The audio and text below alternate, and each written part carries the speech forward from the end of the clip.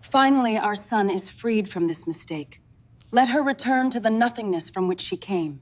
Those words echoed through the silence of the notary office on Fifth Avenue as Eleanor Hayes signed the last page of her divorce papers. She sat in a red dress, her back straight, without trembling once. Across from her sat her husband, Daniel Porter, who was leaving her after 3 years of marriage, and beside him, his parents. Karen, wearing a pearl necklace and a cold, disdainful smile. Ronald, in a suit worth $4,000, checking each page of the agreement with suspicion. The notary read the terms in a monotonous voice. The apartment would remain with Daniel. The savings, also his. Eleanor was leaving empty-handed, just as she had arrived 3 years ago. The prenuptial agreement she had once signed out of love had become a trap. Eleanor nodded silently. She agreed. Karen Porter had been waiting for this moment for 3 years. Now, with the divorce nearly finalized, she couldn't hold back. Her triumphant voice broke the air. She couldn't even give us grandchildren. She doesn't understand the importance of family. How could she, when she doesn't even know who her own parents are? Karen looked at her husband for support. Ronald simply nodded. Daniel lowered his eyes, as he always did when his mother spoke that way. He had never defended Eleanor. Not once. Inside her, anger burned, fiery and scorching. 3 years she had endured their poison. 3 years of hints that she should be grateful to be part of their family. 3 years of feeling unworthy. But Eleanor did not show her pain. She firmly picked up the pen and signed the documents one by one. Her handwriting was steady, confident. Not a single tremor. When the final signature was in place, Eleanor took her vintage Hermes bag, once purchased at a flea market, and stood up. Her back remained straight, her head held high. She did not look back. Behind her, Karen said with satisfaction. Finally, this story is over. We can live in peace. Eleanor was already leaving the meeting room when her phone rang. The number was hidden. She usually never answered such calls, but something made her pick up. "Good afternoon," a male voice said, carrying a slight American accent. "Is this Eleanor Hayes?" "Yes, this is she. My name is Eric Coleman, I am the personal assistant to Alexander Hayes. Your father asked me to contact you." The world seemed to freeze. Father? Eleanor didn't have a father. She didn't have anyone. She had grown up in foster families, moving from home to home. Her mother had died during childbirth, and her father, there wasn't even a name in her documents. "I'm sorry, you're mistaken," Eleanor said, her voice shaking for the first time that day. "I don't have." "Eleanor," Eric gently interrupted. "Your father, Alexander Hayes, flew into New York City this morning from London. He has searched for you for many years. It is time for you to learn the truth about your family. About Hayes Global Investments. About who you really are."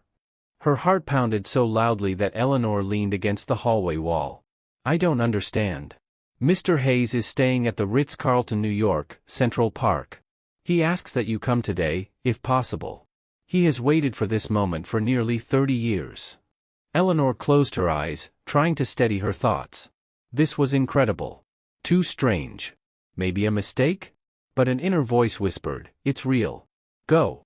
"Fine," she heard herself say. "I'll come." "Excellent. A car will arrive for you in 20 minutes, Eric said with relief. The call ended. Eleanor stood in the empty hallway, holding her phone with trembling fingers. Her father? A company? What was happening? She glanced toward the meeting room where the Porters were still seated. Through the glass panel she saw Karen animatedly telling something to her husband, gesturing proudly, savoring her little victory. A faint smile touched Eleanor's lips. They didn't know. They didn't know who she really was. Not yet. She turned and walked confidently toward the building's exit. And somewhere in a luxurious hotel suite high above the city, a man with silver hair and dark green eyes stood at a panoramic window, looking at the New York City skyline he had left almost 30 years ago. Alexander Hayes had finally found his daughter. And everything was just beginning. Eleanor was 28 years old, and she carried a secret in her heart that no one knew, not even Daniel, the man she had married 3 years ago in a small church on West 12th Street. The Porter family was in the textile business. They owned 3 stores in the center of New York City, and an apartment overlooking Times Square. They weren't billionaires, but they acted as if they owned half the city. Especially Karen, who wore pearls even to the grocery store and looked down on everyone. Eleanor met Daniel at Columbia University, in the law department. She was a brilliant student, top of her class, studying on scholarship. He was an average student from a wealthy family, used to getting everything without effort. They fell in love. Or so Eleanor believed. Daniel brought her flowers, telling her he didn't care that she was an orphan who had grown up in foster homes, without relatives. He had lied. He didn't care, but his parents certainly did. Their marriage began well. A small apartment in Brooklyn Heights, quiet evenings together, dreams of the future. Eleanor thought she had finally found a home. Then came the Sunday dinners at the Porters. It started with subtle remarks. Karen criticized Eleanor's cooking, her clothes, her hairstyle, her manners. The meat was overcooked, the dress was inappropriate, and grandchildren were somehow still not appearing. A girl without a family can't understand the importance of blood ties, Karen would say. You're lucky Daniel accepted you. Who knows what kind of genes you have? Ronald was quieter, but no less cruel. One evening over dinner he asked, Eleanor, have you ever thought about your roots? About what kind of genes you'll pass on to our grandchildren? Heritage matters. Daniel said nothing. He always said nothing when his parents humiliated his wife. Eleanor endured it. Endured it because she loved Daniel. Endured it because inside her lived the little girl from the foster system, the one who'd heard all her life, be grateful. You got lucky. Slowly, she began to lose herself. She stopped arguing, stopped defending herself. She simply nodded and agreed. And then, 2 years after the wedding, Eleanor came home early and heard a woman's laughter from the bedroom. Daniel's voice, soft, the way he used to speak to her. He didn't deny the affair. It doesn't mean anything, he said quietly. It's just, my mom says we're too different. Eleanor looked at him and suddenly understood, this man had never truly loved her. Several months later, Daniel came home and said, nothing works anymore. Mom's right. We're too different. Eleanor nodded. All right. Let's file for divorce.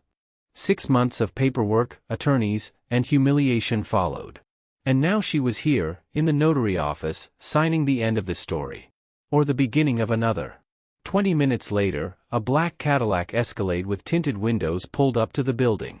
The driver, dressed in a formal suit, opened the door without a word. Eleanor got into the back seat, and the car glided forward. And at the end of this story, you will learn how one meeting can turn a person's life upside down and reveal the true faces of those who believed they stood above others. Eleanor stared out the window at New York City rushing past, seeing none of it. Questions circled in her mind, one after another, refusing to let her focus. Her father? How was that possible? Why now? Why not years ago? Was it a mistake? A scam? But Eric Coleman's voice had been too steady. Too precise. He knew her full name, knew exactly where she was. And that company, Hayes Global Investments. Eleanor had heard the name. A major international holding. Investments, real estate, technology. One of those giants often mentioned in the financial news. Her heart pounded so hard she pressed a hand to her chest. Fear blended with hope, dangerous, fragile hope she hadn't allowed herself in years. What if it was true? What if she really did have a father? What if she had never truly been alone? The car stopped in front of the Ritz-Carlton, New York, Central Park. A doorman in livery opened the door. Eleanor stepped out, and Eric Coleman immediately approached her, a man in his early 40s, impeccably dressed, with a clean haircut and a focused expression. Eleanor, he said with a slight nod.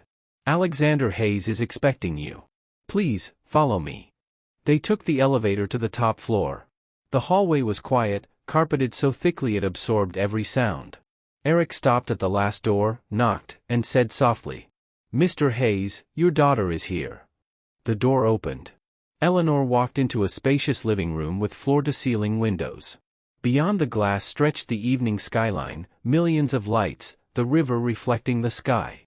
The luxury was understated but unmistakable, antique furniture, framed paintings, tall vases filled with fresh white roses. It was another world, one she had always known existed but had never belonged to. A man stood by the window, his back to her. He slowly turned. Alexander Hayes was tall, around 55, with silver hair brushed back and strong facial features untouched by time. He wore a dark suit without a tie, his white shirt unbuttoned at the top. But it wasn't the clothes that stunned Eleanor. It was his eyes. Dark green, deep, with flecks of gold, the same as hers. The eyes she saw in the mirror every day. Alexander froze. Emotion twisted his face, pain, joy, longing, love. He took one step toward her, then another, as if afraid she would disappear if he moved too quickly. "Eleanor," he whispered, his voice breaking. "My girl. My beautiful girl." Tears spilled down his face before he could stop them. He crossed the room and pulled Eleanor into his arms, tightly, desperately, as if terrified to let go. Eleanor froze. She didn't know what to do. This man was a stranger. Yet his embrace felt so real. So unconditional. "I am so sorry," Alexander Hayes whispered, holding her tightly. "It hurts me that I wasn't there. That you grew up alone. That I didn't find you sooner." And something inside Eleanor broke. All the walls she had built over the years, all the defenses around her heart, collapsed at once.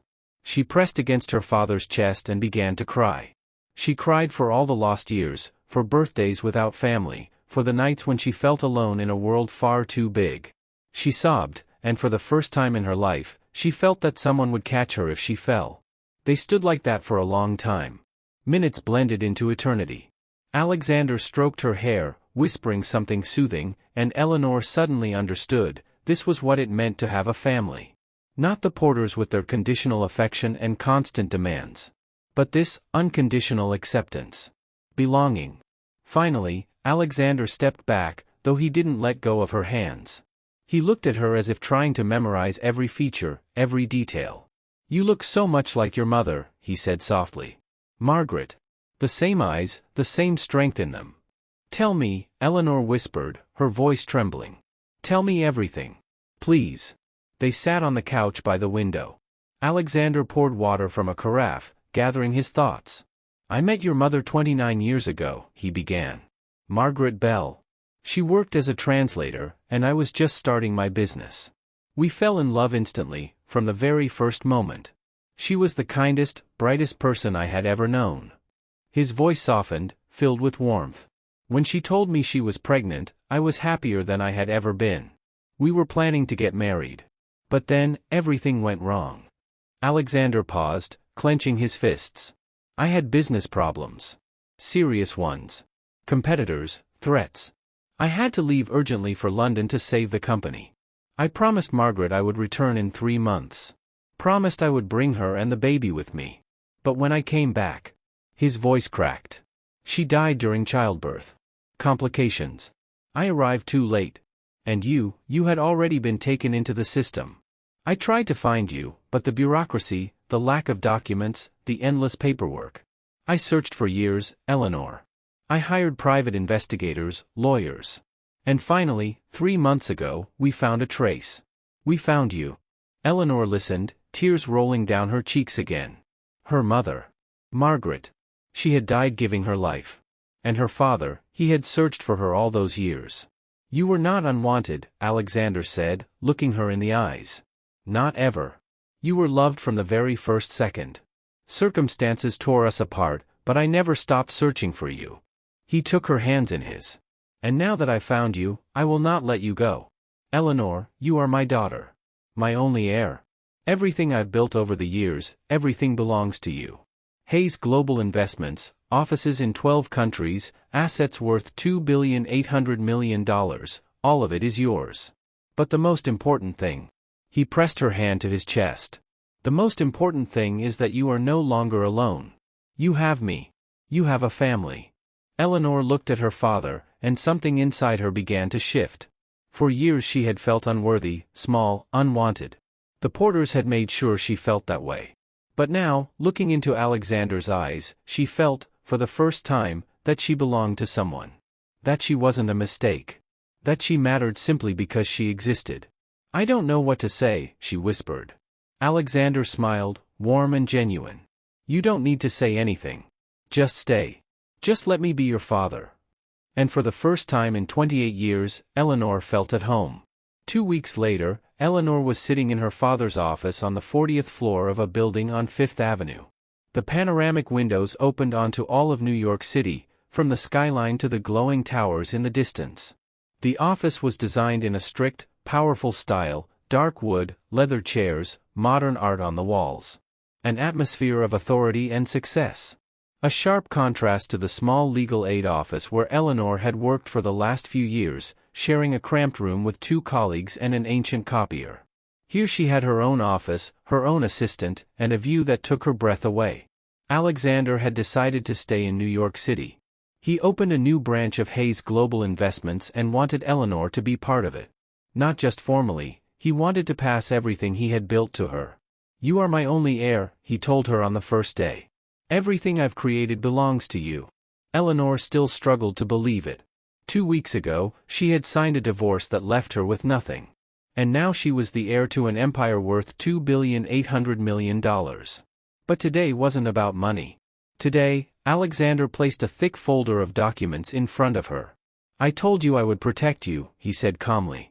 "And I intend to keep that promise. My specialists have prepared a full report on the Porter family." Eleanor opened the folder. Inside were financial statements, bank records, loan agreements. "Ronald Porter owns 3 textile stores," Alexander explained. "Their total family assets amount to $2 million. Sounds decent, right? But they are carrying serious debt." He turned the page and pointed to specific numbers. "The main store on Broadway is burdened with a mortgage," Alexander said. 6 months of overdue payments. The bank was already preparing the seizure documents.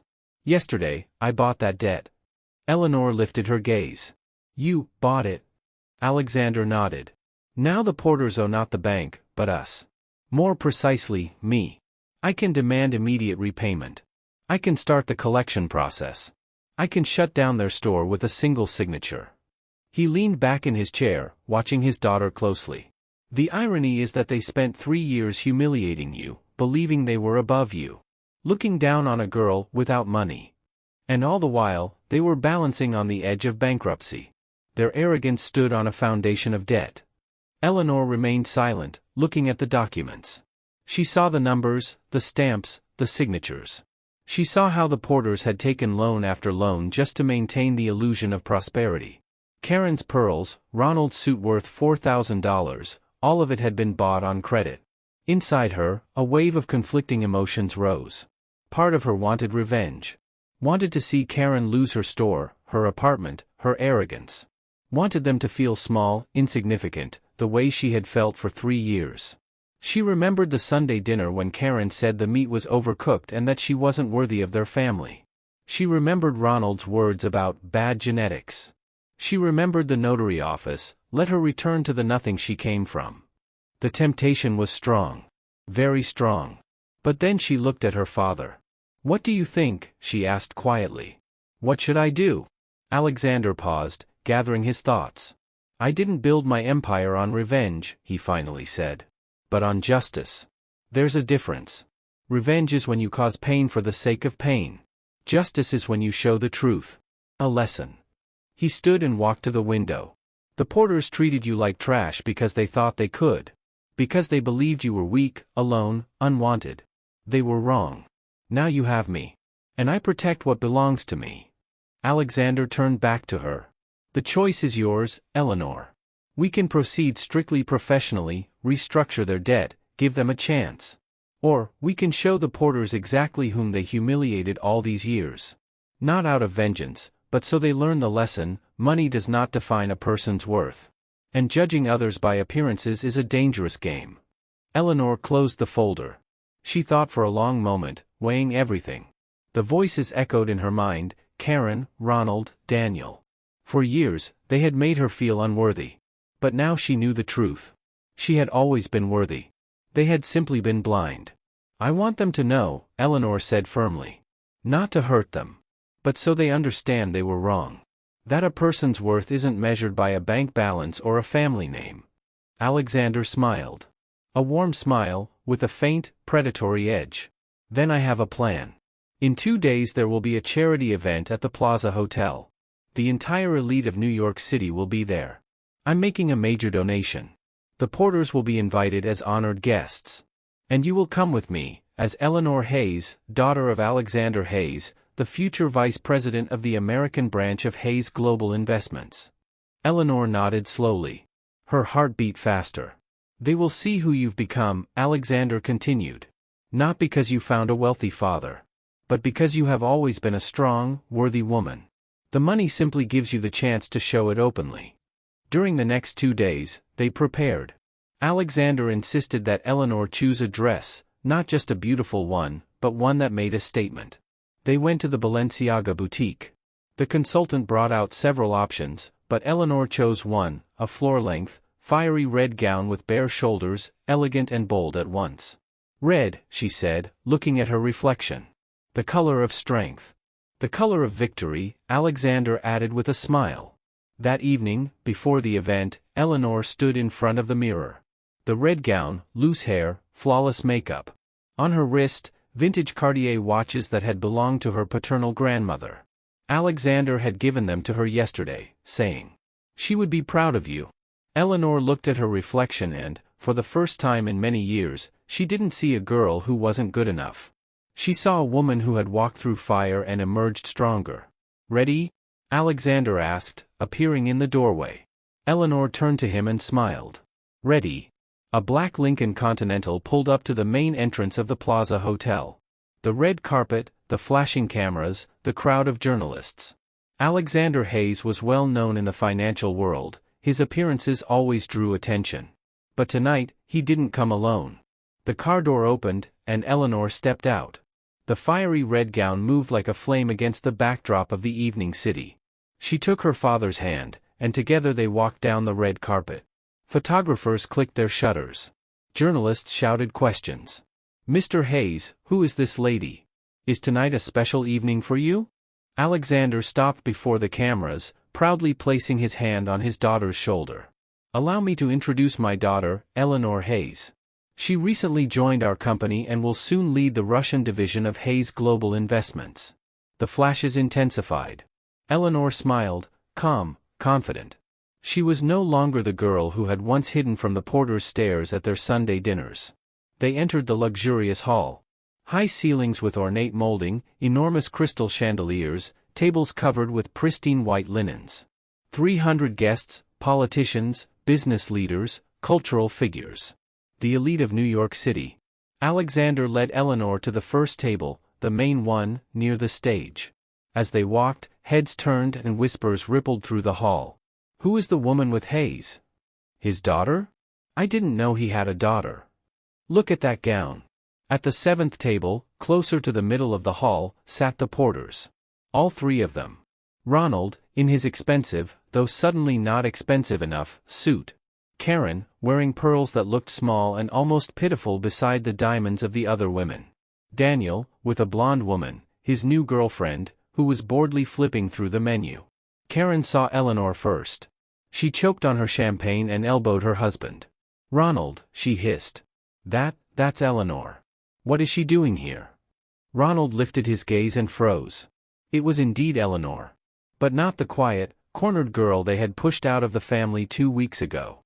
This was a different woman, confident, elegant, radiant.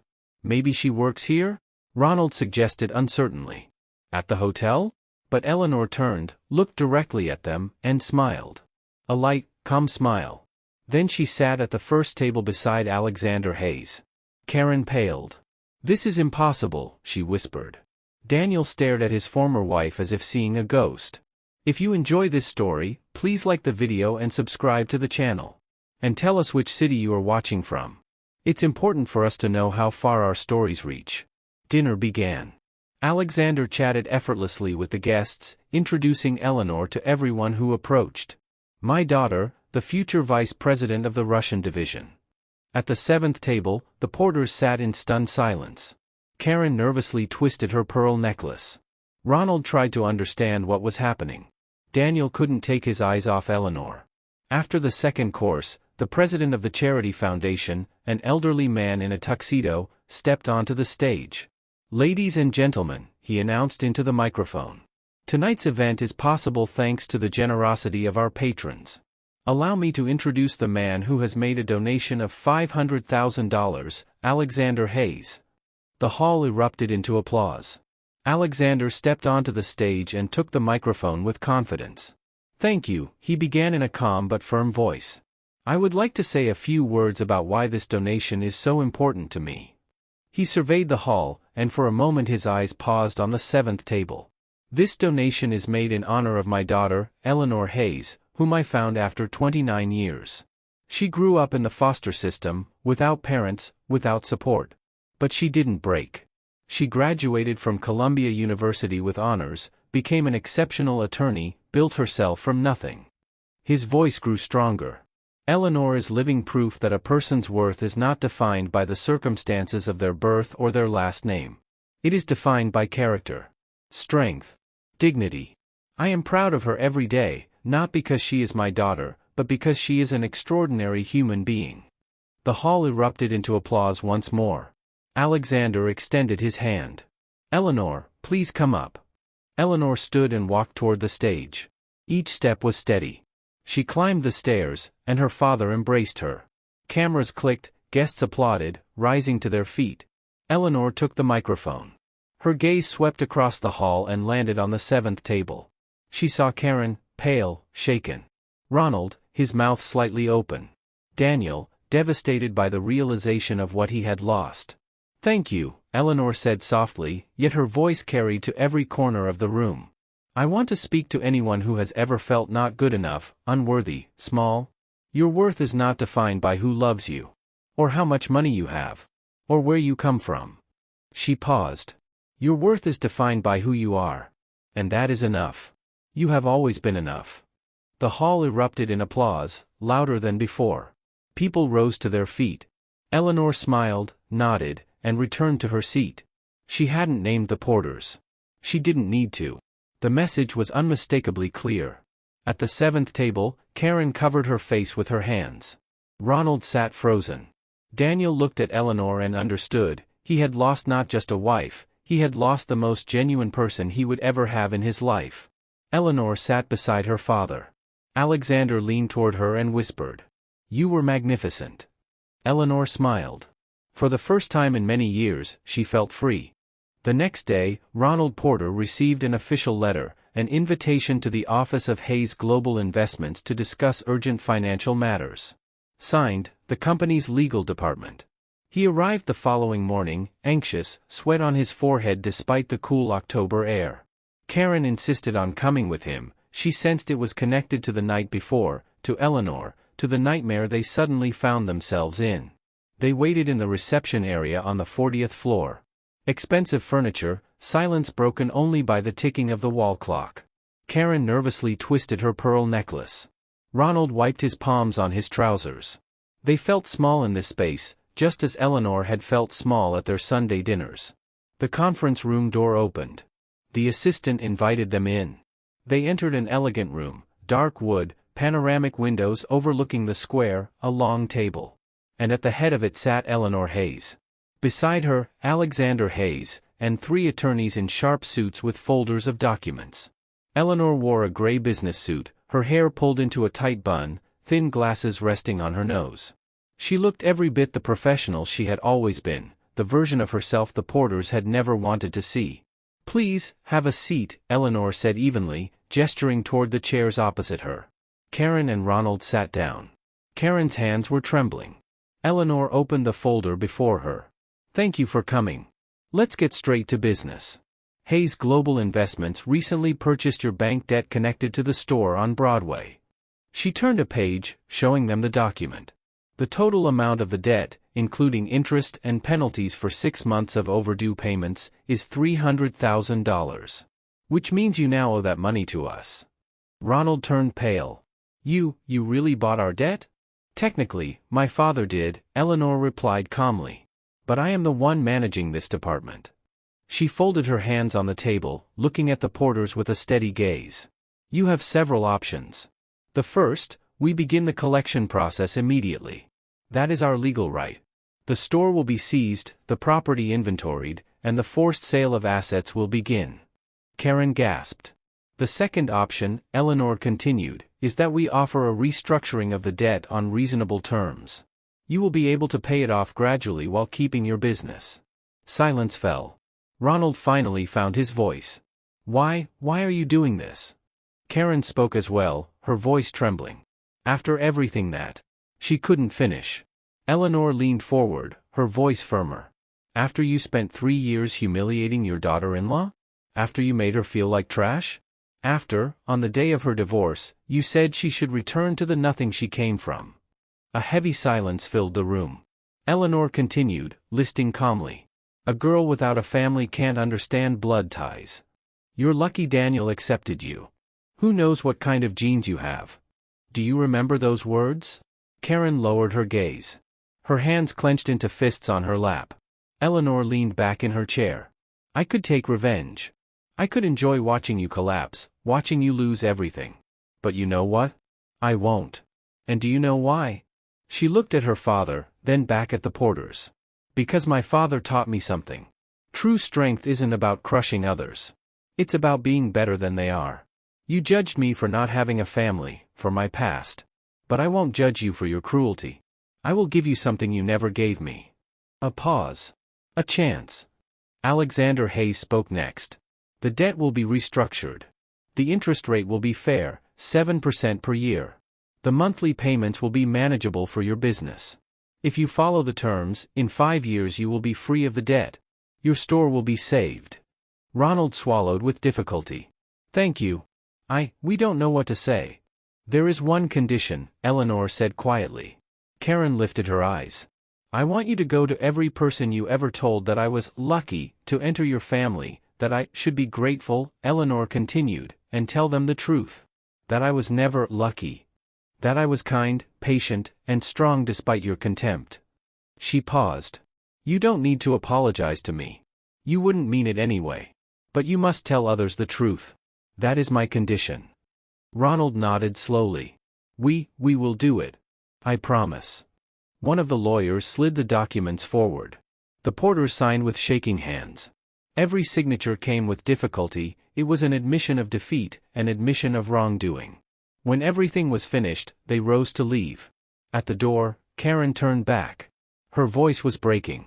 Eleanor? I'm sorry. Truly. I didn't know. Eleanor gently stopped her. That should never have mattered. Even if I really had been poor, really without a family, really nobody, by your standards, it would not have justified how you treated me. Every person deserves respect. Regardless of their origin or their bank account. Karen nodded, tears in her eyes. You're right. I was awful. She couldn't continue. She left the room with her husband. Both of them looked smaller than when they had entered, as if they had lost a part of themselves. When the door closed, Alexander Hayes placed a hand on his daughter's shoulder. You were extraordinary. Strong but fair. I'm proud of you. Eleanor smiled tiredly. She didn't feel victorious, only slightly sad. They spent 3 years hating me for all the wrong reasons. Now they'll have to live knowing they were wrong. Alexander nodded. That is the hardest lesson. But a necessary one. 3 months later, Eleanor Hayes sat in her new office on the 30th floor of a building on Fifth Avenue. The plaque on the door read, Vice President, Russian Division. She had left her previous legal aid office with dignity, recommending a wonderful colleague to take her place. Now she led both the legal and investment departments of her father's company. The work was intense, sometimes 12 hours a day, meetings, negotiations, international calls. But Eleanor was happy. For the first time in her life, she felt she was exactly where she belonged. Not because she now had money, but because she now had purpose. She helped manage ethical investments, projects supporting small businesses, scholarships for children in foster care. She was truly making a difference. Her relationship with Alexander grew stronger every day. Shared dinners in his apartment or in her new home, long conversations late into the night, making up for the decades they had lost. He told her about his life in London, about the fight to build his company, about the loneliness of having no family. She told him about her childhood in foster homes, about the kind people and the not so kind, about learning to be strong because she had no choice. One evening, Alexander said, "You are just like me. A survivor. A fighter. Someone who did not let the world define her. And a week ago, something unexpected happened.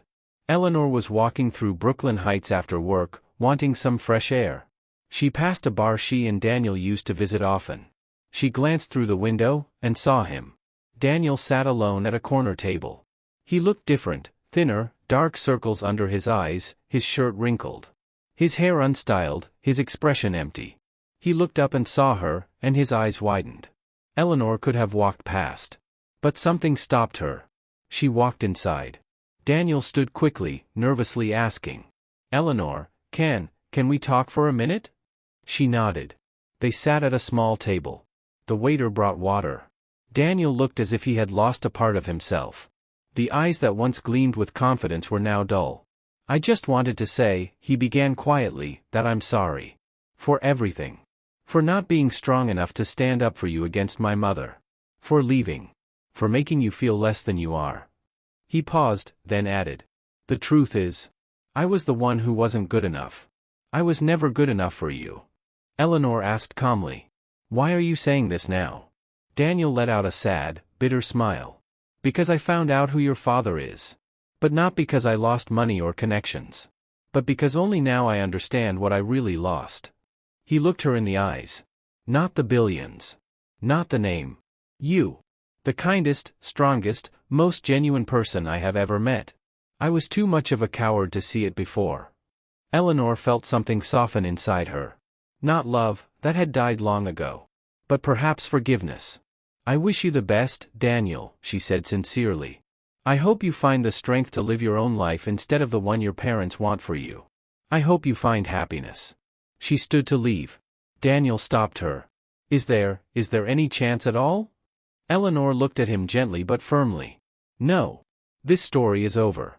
But you can write a new one, for yourself. You still have time." She walked out of the bar with a light heart. That chapter was finally closed. The next day, her phone rang. Eric Coleman informed her that someone had come to see her, without an appointment, but insisting. A social worker who had known her in childhood. Eleanor returned to the office, intrigued. In the reception area sat a woman in her 60s, gray hair, a kind smile, a simple dress. Eleanor recognized her instantly. Nancy Mitchell. They embraced, warm, genuine. "I read about you in the newspapers," Nancy said, her eyes shining with tears. "About how you found your family. I am so happy for you, sweetheart." They sat down, had coffee, and talked about the past. Nancy told her how Eleanor had grown up, smart, quiet, always with a book. How she tried to be perfect so she wouldn't be sent to another foster home. "You need to know something," Nancy said seriously. "About your mother. About why she left you in the system." She took a small worn notebook with a blue cover from her bag. "A few years ago, I found her diaries. They were going to be thrown away during an archive cleanup. I saved them, hoping one day I would find you." Eleanor took the notebook with trembling hands. She opened the first page. The handwriting was feminine, neat, slightly rounded. She began to read. One page began with the words, "To my little Eleanor. If you ever read this, I hope you understand. I did not leave you because I didn't love you. I left you because I loved you too much. I am sick. The doctors say I have little time. I cannot give you the life you deserve. I cannot be the mother you deserve. You deserve a family that can care for you. You deserve a future. Forgive me, my girl. Forgive me for not being strong enough." Tears fell onto the yellowed pages. Eleanor cried, for the mother she never knew, for the impossible choices, for the love expressed in the only way possible. Nancy gently placed a hand on her shoulder. "Your mother loved you, Eleanor. She loved you so deeply. And your father did too. Circumstances separated you, but you were never, ever unwanted." Eleanor held the diary to her chest. For the first time in 28 years, she understood, she had always been loved. Always enough. Always worthy. It had simply taken time for the world to show it. That evening, when Alexander Hayes read Margaret Bell's diary, he cried. Truly cried, as he had not cried in many years. Tears ran down his face and fell onto the pages as he whispered the name of the woman he had loved nearly 30 years ago. "Margaret, my Margaret," his voice cracked. "If only I had known. If only I had returned in time." He read her words, how she had loved him, how she had dreamed of their future, how she feared she could not give their daughter a worthy life.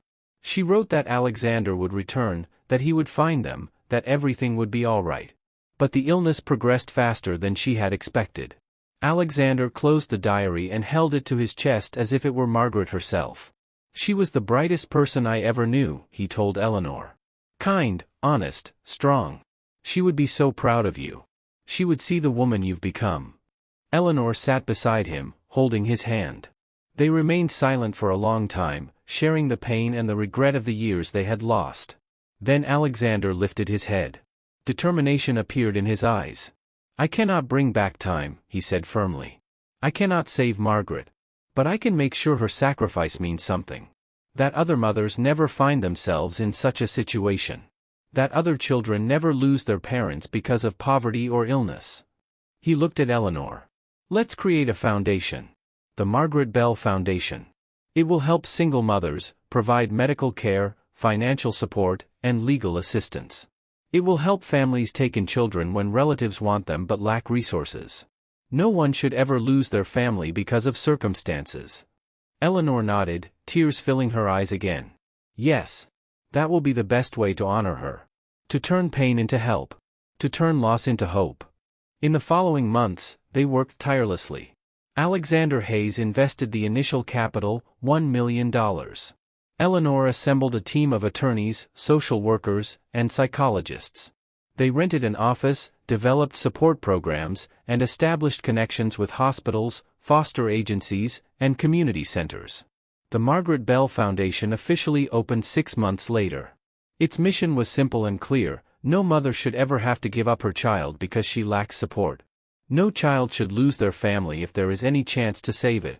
In the first year, the foundation helped 87 families. It covered medical treatment for 14 single mothers. It reunited 23 families separated by circumstances. Every story was unique, but they all carried the same message: people deserve a second chance. Families deserve to stay together. Eleanor personally supervised several cases. One mother, Anna Walker, wrote her a letter that Eleanor kept on her desk. "Because of you, I was able to stay with my daughter.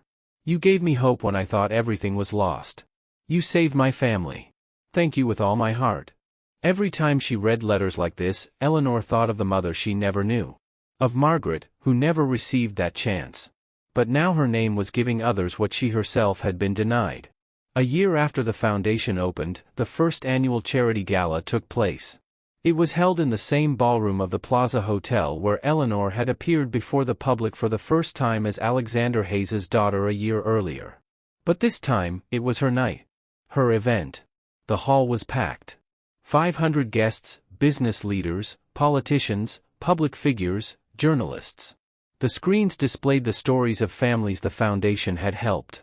Children's faces, mothers' smiles, words of gratitude. There wasn't a single dry eye in the room. By the end of the evening, the foundation raised $2 million in donations. Enough money to help hundreds of families in the coming year. Eleanor stood backstage, preparing to go on stage for the closing speech. She wore an elegant navy dress, her hair down, and around her neck, a delicate pendant that had once belonged to Margaret. Alexander had given it to her a month earlier, saying, "She would want you to wear this." The host announced, "Ladies and gentlemen, please welcome the Vice President of the Margaret Bell Foundation, Eleanor Hayes." The hall erupted into applause. Eleanor stepped onto the stage, the spotlights illuminating her. She approached the microphone and paused for a moment, gathering her thoughts. "Thank you," she began softly, though her voice carried clearly. "Thank you to everyone who came tonight. To everyone who supported our foundation. To everyone who believes we can change lives." She paused, looking out at the audience. "This foundation carries the name of my mother, Margaret Bell. A woman I never knew, but who loved me more than life itself. She made the hardest decision a mother can make, to give up her child so that child could have a better future." Eleanor's voice trembled, but she continued. "She never lived to see the day when I could tell her, thank you. She never saw who I became. She never learned that her sacrifice was not in vain. This foundation is my gratitude to her. My memory of her. My way of saying, Mom, I understand. You loved me. And I love you." Absolute silence filled the hall. Many guests were crying. Eleanor lifted her chin. But this foundation is not only about her. It is about every parent who struggles. Every mother who fears she isn't enough. Every child who thinks they are unloved. I want to say this to all of you: you are enough. You are worthy of love. You deserve support. She swept her gaze across the room. A person's worth is not determined by the money in their bank account or the name on their business card. It is determined by how we treat one another. By how we help those who are weaker. By how we extend a hand to those who have fallen. That is true strength. Applause began, but Eleanor raised her hand. She wasn't finished. This year, we helped 87 families stay together. We reunited 23 families who had been separated. We funded treatment for 14 mothers. Every one of these stories is someone's Margaret getting a second chance. Someone's Eleanor who didn't lose her mother. She paused one last time. Thank you to everyone who made this possible. Let's keep going. For all the Margarets and all the Eleanors in this world. The hall exploded with applause. People rose to their feet.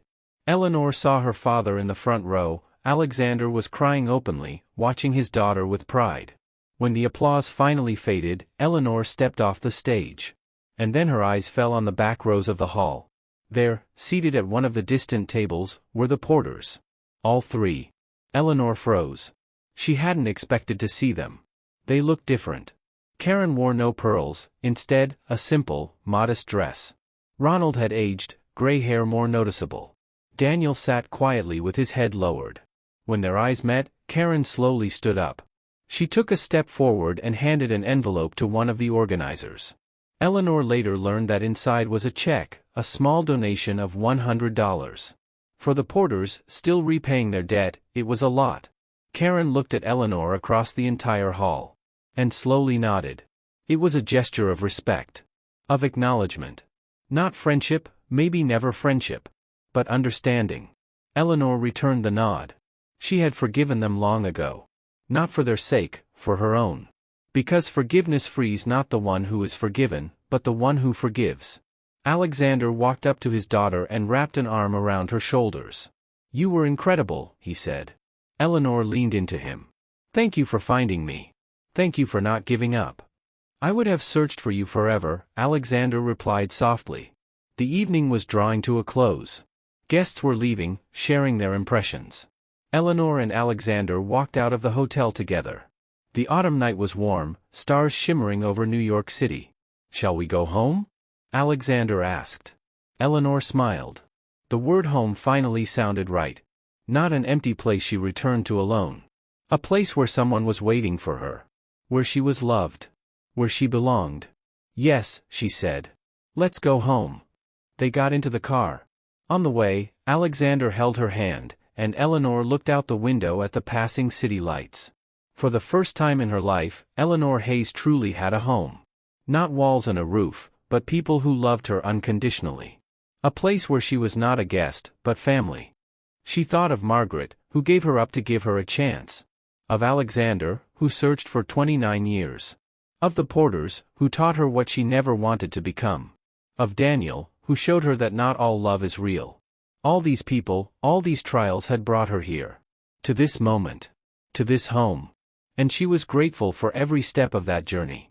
If this story touched your heart and you want to help us continue telling stories like this one, please press the Super Thanks button. It's the small heart with the dollar symbol under the video. Every time you do, you help us create stories that inspire and remind people of human dignity. Sometimes people judge us based only on what they see on the surface. They look at the lack of money and assume the person has no value. They look at the lack of family and decide that the person is alone by their own fault. They see simple clothes, a small apartment, an ordinary job, and draw conclusions about who we are. But they do not know our battles. They do not know the nights we cried into a pillow, feeling not good enough. They do not know the strength it took just to get up in the morning and keep going. They do not see the scars we hide behind a smile.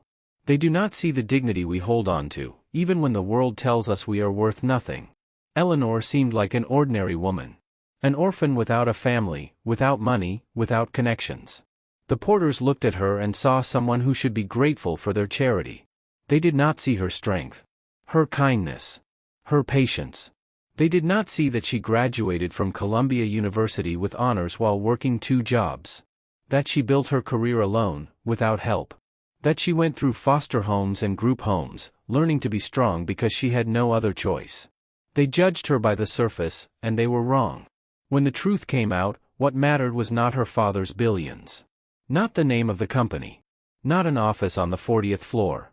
What mattered was that Eleanor had always been worthy. Even when she wore cheap clothes from a flea market. Even when she lived in a tiny apartment. Even when Karen told her she was nothing. She had always been enough. The Porters had simply been blind. They measured human worth by money and last names, not understanding that real worth lies in character. In how a person treats others. In the ability to remain kind despite cruelty. In the dignity that does not depend on a bank account. Eleanor's story is a reminder to all of us, don't judge people by what you see on the outside. You don't know what they've endured. You don't know what strength lives inside them. The person you underestimate today may be stronger, wiser, and more worthy than you ever imagined. And for those who feel like Eleanor, underestimated, humiliated, not good enough, remember, your value is not defined by other people's opinions. It does not depend on the size of your home or the number in your bank account. You are worthy simply because you exist. Because you fight. Because you keep going despite everything. For 3 years, Eleanor heard that she was unworthy. For 3 years, she was made to feel small. But she did not break. She kept her dignity. And when the time came, she did not take revenge on those who humiliated her. She chose justice. She chose a lesson over revenge. She chose to become better than those who caused her pain. That is where true strength lies, not in the ability to crush an enemy, but in the ability to rise above. In choosing dignity over vengeance. Forgiveness over hatred. A lesson over destruction. The Porters received a second chance not because they deserved it, but because Eleanor was better than they were. She refused to sink to their level. She showed them what true strength looks like, not someone who humiliates the weak, but someone who helps them rise. The Margaret Bell Foundation became living proof of this philosophy. The pain Eleanor endured turned into help for hundreds of others. The loss of her mother gained meaning by saving other families.